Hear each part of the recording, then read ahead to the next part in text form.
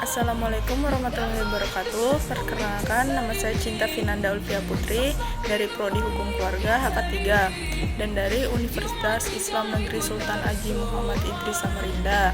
Di sini saya memenuhi tugas UTS mata kuliah Pancasila dan dosen pengampunya adalah Ibu Dr. Hajah Siti Aisyah SPD SHMMMH.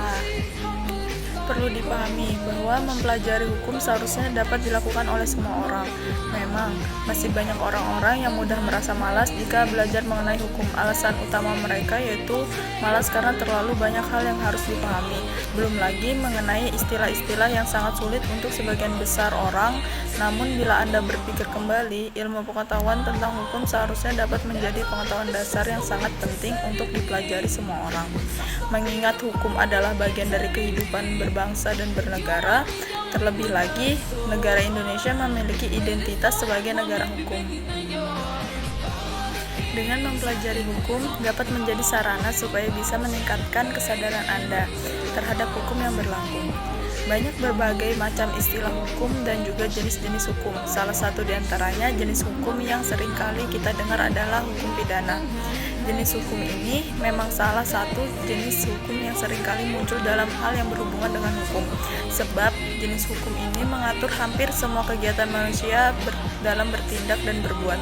Kasus-kasus hukum yang ada di berita media juga kerap menyinggung masalah hukum pidana, mulai dari kasus korupsi, pencurian, perampokan, penipuan, dan lain sebagainya.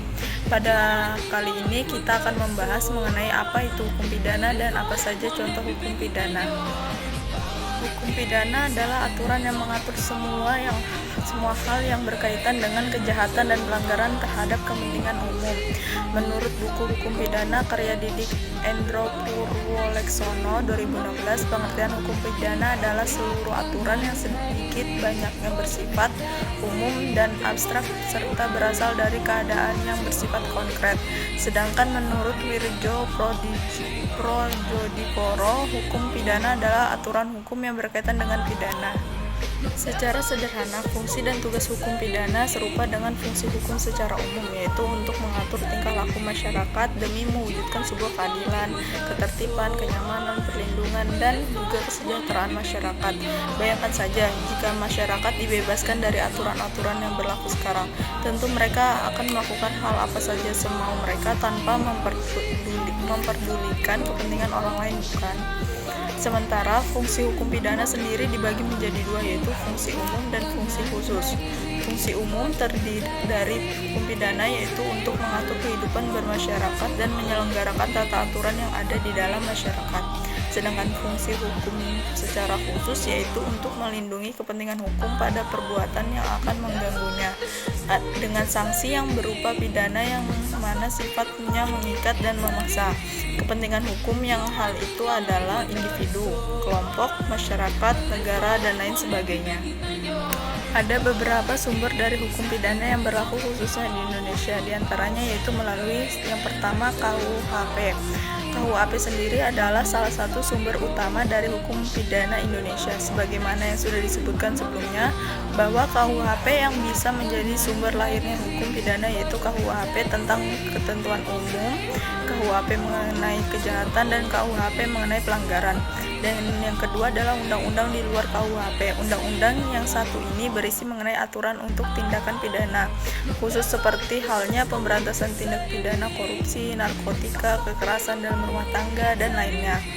Dan yang ketiga adalah hukum adat di daerah tertentu untuk perbuatan yang tidak tercantum di dalam peraturan tertulis seperti undang-undang dan KUHP. Keberadaan hukum pidana adalah yang ada di suatu daerah masih tetap berlaku. Adapun berbagai contoh kasus hukum pidana di Indonesia adalah sebagai berikut. Yang pertama, kasus Nenek Minah. Pengadilan Negeri Purwokerto menetapkan hukuman kepada Nenek Minah pada tanggal 19 November 2009 dengan masa percobaan 3 bulan. Dia dinyatakan bersalah karena telah memetik 3 buah kakao di perkebunan PT Rumpun Sari Antan RSA Aji Barang Banyumas. Dan yang kedua adalah kasus susu formula berbakteri. Kasus ini berawal dari pembuatan website tentang adanya susu yang tercemar bakteri Enterobacter sakazaki pada 15 Februari 2008. Namun pada 26 April 2010, seseorang bernama David Tobing menggugat pemerintah atas sikap diam tersebut kepada Mahkamah Agung. Ia memerintahkan Menteri Kesehatan untuk mengumumkan ke publik nama-nama merek susu formula berbakteri tersebut. Kasus ini sudah masuk parlemen, tetapi Menteri Kesehatan masih diam hingga kini. Kenapa sih harus kuliah di UINSI? Karena selain dapat ilmu umum, kita juga dapat ilmu agama. Di sisi lain, UINSI keren banget guys, baik itu fakultasnya maupun lingkungan di sekitarnya. Yuk gabung bersama kami di UINSI Samarinda. Kita tunggu kalian di UINSI Samarinda ya teman-teman. Bye!